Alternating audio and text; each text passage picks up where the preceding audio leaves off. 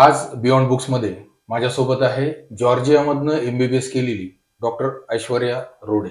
ऐश्वर्या, तुझं बियॉन्ड बुक्समध्ये आम्ही स्वागत करतो. थँक्यू. परदेशात जाऊन शिक्षण घेताना काय वेगळं हाती लागतं? काही अडचणी येतात का? काही फायदे होतात का? नेमकी काय काळजी घ्यावी लागते? परदेशात ऍडमिशन मिळवताना नेमकी काय प्रोसिजर फॉलो करावी लागते? हे सगळं आज आपल्याला ऐश्वर्याकडनं ऐकायचं आहे. ऐश्वर्या, आज तू आम्हाला या सगळ्या गोष्टींविषयी माहिती दे, जेणेकरून जी मुलं आता परदेशात ऍडमिशन घेऊ इच्छितात त्यांना याची मदत होईल. सर्वप्रथम आम्हाला बियॉन्ड बुक्स या प्लॅटफॉर्मवर इन्व्हाइट केल्याबद्दल खूप खूप आभार. आणि नक्कीच मी माझं पूर्णपणे ट्राय करेल सांगायला. माझ्या वेळेस मला ज्या कमतरता जाणवलं, जे गायडन्स मिळालं नव्हतं, आज या प्लॅटफॉर्ममधनं सगळ्या स्टुडंट्सला भेटेल हे प्रयत्न राहतील. तोच या एपिसोडचा उद्देश आहे. मला हे सांग की आता तुझ्यासारखी स्मार्ट मुलं म्हणूयात आपण, इथे अब्रॉडची निवड का करतात पुढच्या शिक्षणासाठी? तर ॲक्च्युली असं काही हे नाहीये, म्हणजे नीट UG असते आपल्याकडे MBBS किंवा डॉक्टर करण्यासाठी. तर मग नीट UGमध्ये जर चांगलं रँक नाही आलं किंवा स्कोअर नाही आलं तर मग इंडियामध्ये गव्हर्नमेंटच फक्त अफोर्ड करू शकतो. प्रायव्हेट कॉलेजेसमध्ये खूप जास्त पैसे आहेत. म्हणजे इकॉनॉमी हा फॅक्टर सगळ्यात एक नंबरला. हो, तर मग अफोर्डेबिलिटी हा एक मेन फॅक्टर येतो ज्याच्यामुळे मुलं अब्रॉड चूज करतात.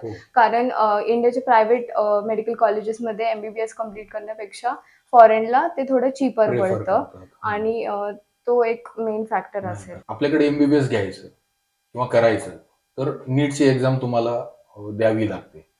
तसं तुम्हाला जर बाहेर शिक्षणासाठी जायचं म्हणजे MBBS साठी जायचं पर्टिक्युलरली, तर तिकडे काही एक्झाम तुम्हाला द्यावी लागते का? ओके, तर अशी काही एक्झाम नाहीये द्यायला लागत. फक्त आपले जे नीट UG एक्झाम असतं त्याच्यामध्ये पासिंग मार्क्स पाहिजे नसतं. हे एक एलिजिबिलिटी क्रायटेरिया आहे बाहेरच्या कॉलेजेसमध्ये ऍडमिशन घ्यायला. त्यांची अशी पर्टिक्युलर कोणती एंट्रन्स नसते, सगळे डिरेक्ट ऍडमिशन्स असतात. बट काही म्हणजे हे सगळे स्मॉल कंट्रीजसाठी किंवा डेव्हलपिंग कंट्रीजसाठी झालं, जसं की रशिया, फिलिपिन्स, जॉर्जिया, हे सगळे. पण जे USA किंवा UK असे चांगले कंट्रीज आहेत जिथे क्वालिटी ऑफ एज्युकेशन पण चांगलं आहे, तर त्यांना एंट्रन्सेस आहेत वेगळे. फॉर एक्झाम्पल USA मध्ये USMLE आहे, तर UKचे पण काही एक्झाम्स आहेत, सो ते द्यायला लागतात आणि मग तिकडे ऍडमिशन. अच्छा, म्हणजे काही मोजके देश वगळता आपली नीट सफिशियंट आहे. इथे तुम्ही जर पासिंग स्कोरिंग केलं तर तुम्हाला तिकडे ऍडमिशन मिळायला फार अडचण येत नाही. आता जेव्हा तुम्ही बाहेर जाता, बाहेरच्या कंट्रीची निवड करता, म्हणजे आता तू खूप सारे देशांची नावं घेतली, हे सगळे ऑप्शन्स तुम्हाला अवेलेबल होते, मग तू जॉर्जियाची निवड का केलीस? ओके, माझ्या वेळेस क्रायटेरिया काय होता? हो, तर जॉर्जिया ही खूप सेफेस्ट कंट्री आहे फर्स्ट. आणि बिंग अ गर्ल माझे पेरेंट्स कन्सर्न होतं की एकटीला फॉरेनमध्ये पाठवतोय तर मग ती सेफ पाहिजे. तर आता जसं की आपण बघितलं रशिया युक्रेनचे पण वॉर्स झालेले, सो तसं जॉर्जिया सेफ होतं. ते एक मेन क्रायटेरिया चूज करायचा. अगेन द क्लायमेट तिकडे आहे छान, फार म्हणजे थंडी आहे, थोडंसं मायनसमध्ये जातं. बट रशियामध्ये कसं होतं, खूप स्नोफॉल असतो, तर खूप -डिग्रीमध्ये असतं, तर कधी कधी आपण त्या क्लायमेटशी यूज टू नाही होऊ शकत. किंवा फिलिपिन्स असं म्हटलं जातं, खूप सुनामी किंवा ते येतात कारण ते आयलंड आहे. सो मग ते सगळं सेफ्टी कन्सर्न्स घेऊन मी जॉर्जिया चूज केलं. किंवा आपण असं म्हणूया की आपल्याला कुठलं वातावरण सूट करेल, हाही त्यामागे विचार असला पाहिजे. बरोबर. आता काय झालंय की खूप साऱ्या कन्सल्टन्सी बाहेर ऍडमिशन आम्ही करून देतो म्हणून त्यांचं मार्केटिंग करतायत, त्याविषयी तू काय सांगशील? हो, कसं होतं कन्सल्टन्सीचं, त्यांचं एक टायअप होऊन जातं एक कॉलेज सोबत. तर मग ते काय करतात की इंडियामध्ये जे कोणी येतं मुलं त्यांच्या कन्सल्टन्सीमध्ये, तर ते एक ते कॉलेजचं नाव सांगतात की हे खूप छान आहे आणि त्याच्याबद्दल इन्फॉर्मेशन देतात. पण मी स्टुडंट्सला असं सांगेल की तुम्ही त्या कॉलेजचं तुमचं स्वतः रिसर्च करा. आजकाल वेबसाईट्स आहेत खूप सारे, तर तिकडे जाऊन चेक करा ती इन्फॉर्मेशन किती खरी आहे ते. आणि फर्स्ट बाहेर जर कुठे एज्युकेशन करायचं असेल तर सगळ्यात फर्स्ट मुलांनी हे केलं पाहिजे की ज्या युनिव्हर्सिटीमध्ये तुम्हाला अप्लाय करायचंय ती आपल्या महाराष्ट्र काउन्सिल ऑफ इंडिया म्हणून वेबसाईट आहे. तर त्याच्यामध्ये काही आपले एक्रिटेड कॉलेजेस आहेत, म्हणजे जे आपलं इंडिया रेकॉग्नाइज करतं ओके. की तुम्ही बाहेर जाऊन ही डिग्री घेतली तर आम्ही ती स्वीकारू. तर अच्छा. हे रेकॉग्नाइज्ड कॉलेजची लिस्ट आहे वेबसाईटवर. तर आपण ज्या कॉलेजमध्ये ऍडमिशन तर ते त्या लिस्टमध्ये येतं का हे चेक करणं खूप इम्पॉर्टंट आहे. हा, कारण नाहीतर तुम्ही लिस्टेड नसलेल्या युनिव्हर्सिटी मधनं जर पास आउट झाला तर ते कदाचित इंडियामध्ये इनव्हॅलिड ठरण्याची पण शक्यता आहे. हो, त्यामुळे आधी ते चेक होणं ते check. सगळ्यात जास्त गरजेचं आहे. इम्पॉर्टंट आहे. हम्म. हो. म्हणजे ती कुठली वेबसाईट आहे तुला सांगता येईल? महाराष्ट्र MCI ची आहे, महाराष्ट्र काउन्सिल ऑफ इंडिया. अच्छा. हो, त्याच्यावरती तुम्हाला भेटून जातील. आपण सर्च केलं गुगलवर तर. आणि त्याच्यासाठी लाईक आता प्रोसेस पण आहे. लाईक फॉरेनमध्ये आपण जेव्हा अप्लाय करतो ना, तर आपल्याला एलिजिबिलिटी सर्टिफिकेट लागतं. हो. तर ते एलिजिबिलिटी सर्टिफिकेट तेव्हाच येतं जर ते कॉलेज रेकॉग्नाइज्ड असेल आपल्याकडनं. आणि जर ते एलिजिबिलिटी सर्टिफिकेट तुमच्याकडे नसेल तर you cannot practice medicine in India. अच्छा. आणि हा फॅक्टर फार महत्वाचा आहे जो कन्सिडर केला पाहिजे. Yes. म्हणजे उगीच ऍडमिशन मिळते आहे आपल्याला हो. म्हणून धावत पळत जाऊन तिथे ऍडमिशन घेण्याची गरज नाही. हो. तिथपासून घेणं पण तेवढंच हो. महत्वाचं आहे. आणि ऑल्सो लाईक जे कॉलेज आता कन्सल्टन्सीज काही कॉलेजचे नाव सांगते, पण तुम्ही त्यांच्याकडनं स्टुडंटचे कॉन्टॅक्ट घेऊ शकता, त्या सिनियरशी बोलू शकता जे तिथनं पास आउट हो. झाले, की खरंच तिथं क्वालिटी ऑफ एज्युकेशन होतं का, हम्म. किती शिकायला मिळालं वगैरे. हम्म. तर हे सगळे तुम्ही डबल चेक करणं Cross check खूप करणं इम्पॉर्टंट गरजेचं आहे. आणि मग आणखी एक प्रश्न असा येतो माझ्या मनात की आपल्याकडे दोन प्रकारचा सेटअप आहे म्हणजे एमबीबीएस साठी, की गव्हर्नमेंटचा एक सेटअप आहे आणि प्रायव्हेट कॉलेजेस आहेत. तसं काही जॉर्जियामध्ये आहे का? म्हणजे गव्हर्नमेंटचे कॉलेजेस आहेत आणि प्रायव्हेट पण कॉलेजेस आहेत. हो, जॉर्जियामध्ये दोन्ही टाईपचे. लाईक जॉर्जिया मी जिथे करत होते तिथे तिबिलिसी स्टेट मेडिकल युनिव्हर्सिटी म्हणून आहे, जी त्यांची गव्हर्नमेंट कॉलेज आहे. अच्छा. आणि बाकीचे मी जिथनं पास आउट झाले न्यू विजन किंवा ग्रिगॉल, तर ते सगळे प्रायव्हेट कॉलेजेस आहेत. पण मग चूज करताना स्टुडंट्सनी हेच फॅक्टर लक्षात ठेवलं की गव्हर्नमेंटला जास्त प्रेफरन्स दिला पाहिजे, कारण तिकडे क्वालिटी ऑफ एज्युकेशन जास्त चांगली राहते. But at the same time the exams are bit tougher compared to the private कुठल्या एक्झाम? गव्हर्नमेंट कॉलेजेसच्या university exams. University exam while studying. हो. तर नाही, ते माझा मुद्दा असा होता की दोन्हीकडे तू म्हणालीस की आपल्याकडे नीटला जी पासिंग स्कोर असेल तुम्हाला तर तुम्हाला तिकडे ऍडमिशन मिळते. हो. पण मग ते चूज करताना परत की त्याच्यात सब क्वेश्चन असा येतो की मग तिकडे परत चॉईसेस कसं, किंवा तिथल्या गव्हर्नमेंट कॉलेजचं काही वेगळं मेरिट येतं आणि परत आपल्यासारखंच ते मेरिट हाय जातं आणि प्रायव्हेटला तुम्हाला त्या मानानं सोपं होतं काय? हो. हा, म्हणजे तिकडे एंट्रन्सेस असे पर्टिक्युलर नाहीये, बट देन गव्हर्नमेंट कॉलेजेसमध्ये ऍडमिशन भेटणं डिफिकल्ट राहतं, कारण तिकडची जे कोणी स्टुडंट्स आहेत ते ऑलरेडी तिकडे असतात. सो फॉरेन स्टुडंटसाठी कमी सीट्स किंवा पॉसिबल डिफिकल्टी पडतं घ्यायला, म्हणून मग प्रायव्हेट प्रेफरन्स देतात, कारण प्रायव्हेटमध्ये डिरेक्टली ऍडमिशन होतं आणि इट इज इझियर. तुम्ही तिकडे डायरेक्ट अप्रोच करू शकता. हो. येस. आपल्याकडे जो एमबीबीएसचा कोर्स आहे तो 4.5 वर्षाचं त्याचं ड्युरेशन आहे. जॉर्जिया मधली परिस्थिती काय? किती वर्षाचं ड्युरेशन आहे? ओके. मी जेव्हा ऍडमिशन घेतलं होतं तेव्हा माझं 5 इयर्स होतं, बट आता आपले महाराष्ट्र काउन्सिलने रूल्स चेंज केलेत. सो सगळीकडे 6 इयर्स हे एज्युकेशन झालेलं आहे. सो पूर्ण ड्युरेशन 6 इयर्स राहतं. आता जॉर्जियात मध्ये पण 6 वर्षाचं आणि आपल्या इंडियात पण आपल्या इंडियामध्ये 4.5 इयरचं असतं आणि 1 इयर इंटर्नशिप असते. सो 5.5 वर्षाचं इंडियामध्ये होतं. पण आपण असं नाही म्हणू शकत की सेमच पडतंय ना, इथे 5.5 आणि इकडे 6, कारण इंडियातनं आल्यावरती इकडे परत काही एक्झाम्स द्यायला लागतात, इंटर्नशिप करायला लागते कंपल्सरी 1 इयर. की जेव्हा तुम्ही तिकडे एमबीबीएस करता आणि तुम्ही भारतात परत येता तेव्हा तुम्हाला प्रॅक्टिस करण्याच्या आधी कुठली एक्झाम द्यावी लागते का? हो.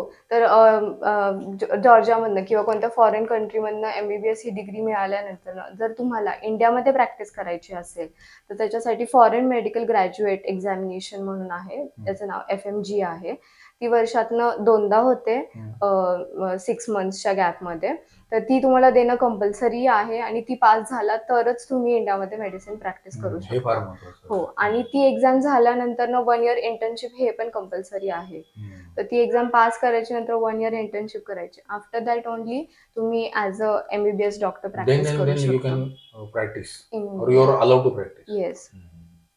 मग आता ही जी एक्झाम तू सांगते आहेस ही कशी आहे म्हणजे MCQ बेस आहे, थेरॉटिकल आहे कशी ती? ओके. तर ही FMG एक्झाम MCQ बेस्ड आहे कम्प्लिटली. त्याच्यामध्ये 300 क्वेश्चन्स असतात, 300 मार्क्सचे आणि क्रायटेरिया सिम्पल आहे. 50% मार्क्स पाडायचे असतात. So 150 marks. But the exam sounds easier but it is not. It is very difficult because since many like past 10 years the passing rate is just 10%. Just So 10%. just 10%. So खूप difficult level exam आहे आणि हे सगळ्यांना प्रश्न पडतो का? तर there are multiple factors की एक तर मे बी स्टुडंट्सनी प्रिपेअर नसेल केलं प्रॉपरली, कारण तिकडे येऊन एक्झाम्सला सो ड्युरेशनला प्रिपेरेशनला वेळ नाही भेटत. बट अपार्ट फ्रॉम दॅट एक्झामिनेशनचं डिफिकल्टी लेवल आता चेंज होतीये. क्लिनिकल ओरिएंटेड क्वेश्चन्स जास्त आहेत आणि असं काही फिक्स्ड क्रायटेरिया नाही. लाईक जसं नीट PG साठी असतं की एवढ्या ह्या सिलेबस सब्जेक्टमधनं असं सेट नाहीये की हो. तुम्हाला इथले प्रश्न विचारले हो जातील. किंवा या तज्ञांनी टॉपिक तुम्हाला कन्सिडर केलं की तुम्ही हे सगळं शिकलेलं आहात. हो हो त्यामुळे तुम्हाला जे येणार ते सगळं काय म्हणतात हो. आपण त्याला तुम्ही काय अनुभव घेतला ते पण त्यामध्ये हो. येणार. तुमची क्लिनिकली काय तयारी झाली आहे त्यातही हो. ते इन्क्लूड होणार. हो त्यामुळे ती थोडीशी टफ हा टफ आपण एक्झाम. म्हणूयात हो असं असेल कदाचित. हो म्हणजे जे आता सब्जेक्ट्स आहेत फॉर एक्झाम्पल अॅनाटॉमी, तर त्याचं एक वेटेज ठरलेलं असतं. But during exams it is kind of like वर खाली होत राहतं. सो म्हणजे नेहमी पेपर हा सरप्राईज असतो. अच्छा. वी कॅनॉट प्रिडिक्ट की कसा असेल. हम्म. सो त्यामुळे थोडं पासिंगसाठी डिफिकल्टी आहे. आणि मग जर समजा एखाद्या स्टुडंटनं त्याची कमी तयारी झाली किंवा मी हार्ड लक नाही म्हणणार, पण काही कारणांमुळं त्याला त्या अटेम्प्टमध्ये यश नाही मिळालं, तर मग तो वर्षातनं असे किती अटेम्प्ट करू शकतो ती एक्झामसाठी? ओके. वर्षातून 2 अटेम्प्ट असतात. 6 महिन्याच्या गॅपने एक असतात. एक जूनचा असतो आणि एक डिसेंबरचा असतो. अच्छा. तर मग तुमचा जर नाही झाला पहिल्या अटेम्प्टमध्ये 6 मंथ्स परत तुम्हाला स्टडी करायला प्रिपरेशनला वेळ म्हणजे भेटतो. वर्षातून आणि दोनदा परत तुम्ही अटेम्प्ट करू शकता ती हो एक्झाम. हो कारण ती पास केल्याशिवाय तुम्हाला प्रॅक्टिसही प्रॅक्टिस करता करता येणार नाही येणार. नाही.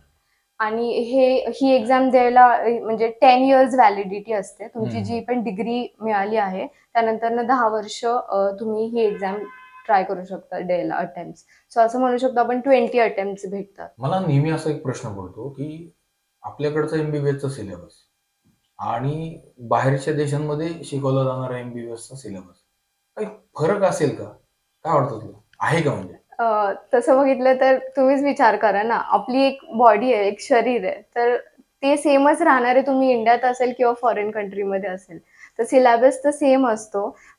जी अॅनाटॉमी इकडे शिकवली जाते, जी नर्व्ह इकडे आहे, तीच नर्व्हचं नाव तिकडे पण आहे. सो असं काही नाहीये की सिलेबस कम्प्लिटली डिफरंट आहे.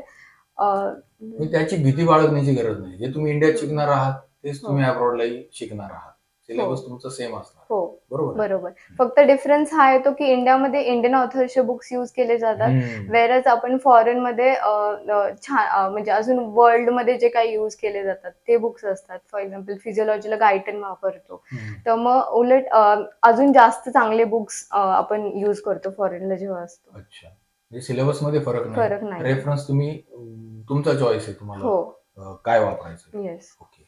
आता तू अॅनाटॉमीचा विषय काढला. मला सांग अॅनाटॉमी शिकत असताना भारतात आणि अब्रॉडमध्ये आता तू जॉर्जियात होती. काय म्हणजे क्लिनिकल एक्सपोजर मध्ये काही आहे का डिफरन्स? पडतो का काही? हो. अॅनाटॉमी हा फर्स्ट इयर सब्जेक्ट असतो MBBSमध्ये आणि इंडियामध्ये डेड बॉडीज अवेलेबल असतात. सो प्रॅक्टिकल्समध्ये ते डिसेक्शन करतात आणि पूर्ण नर्व्हज, मसल्स हे सगळं दाखवतात. पण फॉरेनमध्ये त्यांचं क्रिमेशनची हे आहे. सो डेड बॉडीज अवेलेबल नाही आहेत. ते त्यांच्या रूल्सच्या अगेन्स्ट आहे. सो तिकडे डेड बॉडीज असे काही डायसेक्ट करायला नाही भेटत. बट त्याच्यामध्ये असं आहे की तुम्हाला 3D किंवा व्हिडिओ लेक्चर्स थ्रू त्या गोष्टींचं नॉलेज भेटतं. मसल्स म्हणा किंवा नर्व्ह. सो व्हिज्युअली जास्त शिकायला मिळतं. वे ऑफ टीचिंग मध्ये इथे आणि जॉर्जियामध्ये काही फरक तुला जाणवला का? हो, खूप फरक आहे. इकडे आपण ब्लॅकबोर्ड आणि टीचर येणार हे असं सिनेरिओ आपला इंडियाचा आहे. Chalk and teacher with blackboard. पण फॉरेनमध्ये मोस्टली जास्त टेक्निकल आहे सगळं. सो प्रेझेंटेशन्स प्रिपेअर्ड असतात. सो टीचर्स प्रेझेंटेशन्स यूज करून लेक्चर्स देतात त्यांचे आणि आम्हाला काही कन्सेप्ट समजवायचे असतील, जे आपण असं बोलून किंवा असं समजू नाही शकत. सो ते त्याच्यासाठी स्पेशल व्हिडिओज असतात. तर ते व्हिडिओ लेक्चर्स थ्रू व्हिज्युअलायझेशन मिळतं आणि त्याच्यामधनं जास्त चांगलं अंडरस्टँडिंग होतं.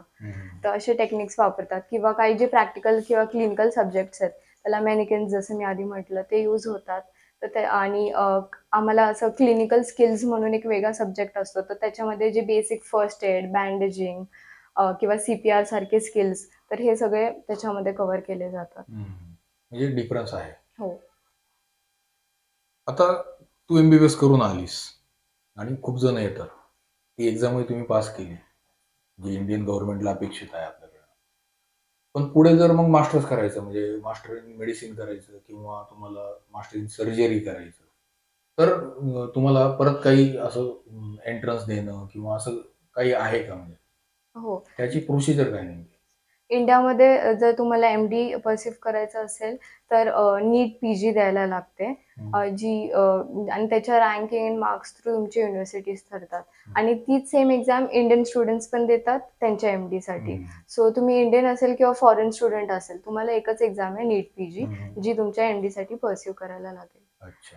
हो. आणि याच्यामध्ये अजून एक पॉइंट असा ॲड करायला आवडेल मला, की जर तुम्ही इंडियामध्ये तुम्हाला नसेल MD करायचं आणि ज्या देशात शिकलो आपण, फॉर एक्झाम्पल जॉर्जिया, तर तिथे पण MD किंवा तिथेच सेटल होऊन तिथेच प्रॅक्टिस करायचं ऑप्शन नेहमी ओपन राहतं. कारण इंडियामध्ये आपण जेव्हा येतो परत, तर आपल्याला FMGचे प्रिपरेशन आणि रिझल्ट्स येऊन परत इंटर्नशिप अलॉट व्हायला 1 वर्ष जातं आणि त्यानंतरनं कंपल्सरी जी 1 वर्ष इंटर्नशिप असते, ते करायला 1 वर्ष जातं. सो तसं ड्युरेशन बघितलं तर 6 इयर्स ऑफ MBBS आणि 2 years of all this process. So तसं बघितलं तर 8 इयर्स होता तुम्हाला to be called MBBS doctor in India. तर मग ते जर ड्युरेशन तुम्हाला सेव्ह करायचं असेल, तर तुम्ही बाहेरच प्रॅक्टिस करू तुमचं शकता. मास्टर्स करू बाहेरच तुम्ही करू हो. शकता. किंवा मग दुसरे अजून बेटर कंट्रीजचे एक्झाम्स देऊ शकता. जसं USA वगैरे USAसाठी आहे किंवा ऑस्ट्रेलियासाठी. आणि मगाशी तू जे बोलत होती की क्लिनिकल एक्सपोजर, कारण आता तसं आपण सगळ्यात मोस्टली पॉप्युलेटेड कंट्री आहे की नाही? हो. काय नेमकं तुला जाणवलं म्हणजे? सो इंडियामध्ये आपण बघितलं तर हॉस्पिटल्समध्ये एवढे गव्हर्नमेंट कॉलेजेस किंवा बाकीचे एवढं क्राउडेड आहे, तर खूप सारे पेशंट्स बघायला भेटतात आणि MBBS असलं तरी खूप पेशंट्स हँडल करायला भेटतात खूप गोष्टी. तसं फॉरेनमध्ये व्हरायटी ऑफ डिसीज तुम्हाला बघायला इंटरॅक्ट करता येतं की येस. म्हणजे प्रत्येक रुग्ण इथे वेगळा तुम्हाला हो. मिळेल. येस. तसं आणि फॉरेनमध्ये बघितलं तर तिकडे पॉप्युलेशन पण कमी आहे. सो तेवढे पेशंट्स बघायला नाही भेटत तुम्हाला आणि जरी तुमची पोस्टिंग्सला तुम्ही गेले, तरी सगळे पेशंट्सला इंग्लिश बोलता येत नाही. सो लँग्वेज बॅरियर हा एक इम्पॉर्टंट पॉइंट होऊन जातो. सो जरी तुम्हाला करायचं असेल, तर तो लँग्वेजमुळे तुम्हाला इंटरॅक्ट नाही करता येत पेशंटशी. तर तो क्लिनिकल एक्सपोजर किंवा क्लिनिकल स्किल हा जर विषय म्हटला, तर तो थोडा लॅक होतो फॉरेनमध्ये कंपेअर्ड टू इंडिया. हा बरोबर. त्यानं जर तुम्हाला व्यवस्थित सांगितलंच नाही मला काय होतंय, कम्युनिकेटच नाही झालं, तर तुम्ही ट्रीटमेंट तरी काय करणार, डायग्नोसिस तरी काय करणार. बरोबर. कम्पेअर टू इंडिया तुम्हाला इथे variety of patients, variety of diseases तुम्हाला हँडल करायला मिळतात. तो एक मेजर आपण म्हणूया डिफरन्स आहे. येस. आणि तो राहणार पण आहे. हो. तर जिद्द, परिश्रम, चिकाटी हे आता आपल्या मुलांकडे वाढतंय आणि म्हणून आपल्या मुलांबरोबरच मुलीही आज परदेशात जाऊन आपलं काय म्हणूयात पुढचं शिक्षण घेत आहेत आणि जगाच्या सोबत आम्ही आहोत हे जगाला दाखवून देत आहे. आज ऐश्वर्या ही आपण म्हणूयात त्याच धाटणीची मुलगी आहे की जिनं खूप सारं काय म्हणूयात आपण धाडस केलं आणि बाहेर जाऊन जॉर्जियामध्ये जाऊन तिने MBBS पूर्ण केले. तर फक्त मी एवढंच सांगेल ऐश्वर्या की कुठलीही कंट्री निवडताना पुढच्या शिक्षणासाठी आपण ती कंट्री जी निवडतो आहे तिच्या सगळ्या बाजू तुम्ही तपासल्या पाहिजेत. म्हणजे तिचं जिओग्राफी तुम्ही पहा, तिथलं क्लायमेट तुम्ही पहा, तिथलं आजचा सिनेरिओ काय आहे तो तुम्ही लक्षात घ्या आणि नंतर तुम्ही टेक ऑफ करा. येस. ऐश्वर्या, आज आलीस बियॉन्ड बुक्समध्ये आणि मला कुतूहल होतं ऍक्च्युली की ही मुलं बाहेर जातात, बाहेर डिग्री घेतात आणि इथे म्हणजे एक तो अभिमान पण असतो आम्हाला. आपण नेमकी त्यांना अडचणी पण येत असतील, ते कसे ओव्हरकम करत असतील किंवा काय फरक असेल इकडे तिकडे, हा एक माझ्या कुतूहलाचा विषय होता. आज तुझ्याशी बोलल्यानंतर माझ्या बऱ्याचशा प्रश्नांची आणि आमच्या व्ह्युअर्सच्याही खूप साऱ्या प्रश्नांची उत्तरं नीट त्यांना मिळाली असतील अशी आपण अपेक्षा करूया. तू इथे आलीस बियॉन्ड बुक्सच्या वतीनं आभार मानतो. थँक्यू. धन्यवाद. वेगवेगळ्या फील्डचं आजचं स्टेटस आणि त्या फील्डमधल्या उद्याच्या ऑपॉर्च्युनिटीज याविषयी बोलतायत काही महत्त्वाच्या पर्सनॅलिटीज बियॉन्ड बुक्समधून. व्हिजन क्लासेस ऑनलाईन मॉड्यूल या चॅनलवर पाहत रहा बियॉन्ड बुक्स.